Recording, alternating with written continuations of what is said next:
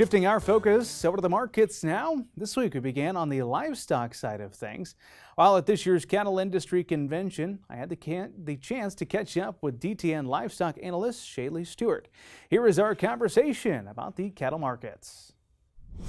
We are talking the cattle markets now with DTN's Shaylee Stewart, live and in person. Shaylee, good to see you. Good to see you, Bryce. It's always fun to meet up with you at NCBA. It's kind of become a tradition at this point. Yes, it has.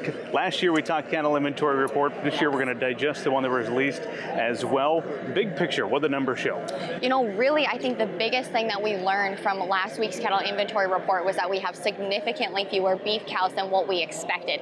You know, given the past year and how aggressive slaughter speeds were, we knew that we were going to stay with significantly fewer beef cows, but we didn't know if it would surpass the numbers in which we had in 2014. When we got the report, we saw that it did indeed share that exactly, that we sit now with the fewest beef cows that we have ever had on record. So as producers look to the year ahead, they're just beaming with opportunity as they understand that the cycle is changing in the cattle industry. I'll ask you about that opportunity in a second, but did the numbers surprise anybody, or was that right in line with what the analysts were expecting? That was really right in line with what the analysts were expecting. And so honestly, it didn't come as a surprise. It was actually more bullish than what a lot of folks thought it would be. And so it was expected. It was just actually more favorable than what some believed it could have been. You said opportunity is in front of us for cattle producers. What do you mean by that specifically? How do you see it? You know, the thing in the cattle market and the equation really is tight supplies, high demand beckons higher prices. And so that's opportunity for cow-calf producers and feedlots to really gain more of the market's leverage, as packers have possessed that more so in the past years. And so as we look to 2023, I really do believe that there's going to be more opportunity for higher prices to be had. Now, whether or not that will convert to more profitability is yet to be seen, as inputs are still incredibly high for our producers. Glad you brought up the inputs. That's been a big talking point as people are part of this year's Cattle Industry Convention. What are you hearing out there from people? What are some of their biggest concerns on the input front? You know, the inputs just on the sheer fact that there are two things that are necessary for the U.S. beef cow herd to grow, and that's profitability and green grass.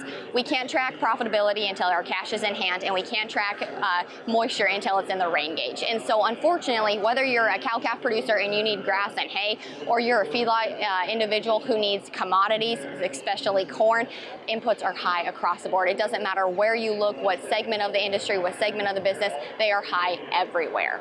A lot of conversation is turning to herd rebuilding and what that's going to look like. Your thoughts on that conversation? You know, that's a wild card, and that is the long-term perspective, that there are so many assumptions and questions as to what is our rebuild going to look like.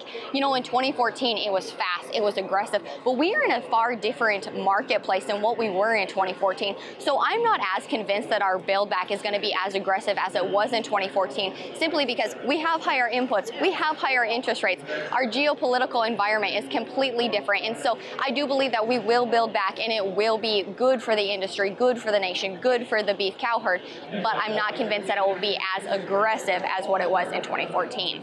What have been some of the conversations you've had here at the Cattle Industry Convention with producers in general?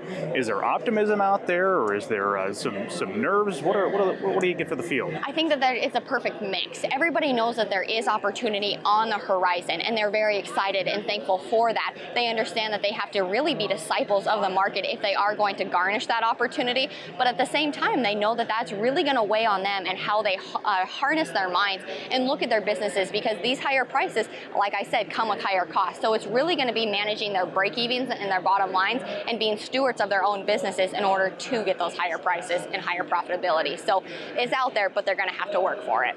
So that's setting the stage for 2023 as a whole at this point. We're now into the month of February. What do you make of 2023's cattle markets thus far? You know what? January is just always an odd month for the markets in the industry, simply because, you know, we expect so much out of the new year, but it takes a while for the market to really amp up and get building. And so as we look to the rest of 2023, I'm excited, because I think this cattle inventory report is really going to be the driving factor that kind of lets the market get on this bullish run that it's known is coming, but it hasn't really really started to escalate to yet. And so as we get closer to spring and as we get closer to the mid-year mark of 2023, I'm just more optimistic because our supplies will become tighter as we get closer to that mid-year mark, and that really should just push prices higher at that point. All right, final word is yours. What else do you want to share with us this week that I haven't asked you about yet? You know what, we talked about cows, we talked about the feedlot, but there's a lot of question as to what do we do with our feeder cattle this year, Bryce?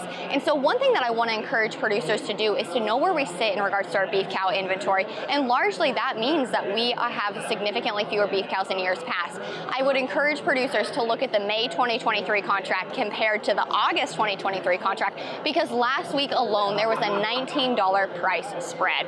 And so when you think about marketing your calves, know the cycle, know the industry, know when supplies are going to be tighter, and get those higher prices. A lot of things to watch in the cattle industry as always. That is DTN livestock analyst Shaylee Stewart joining us here as we are at this year's Cattle Industry Convention.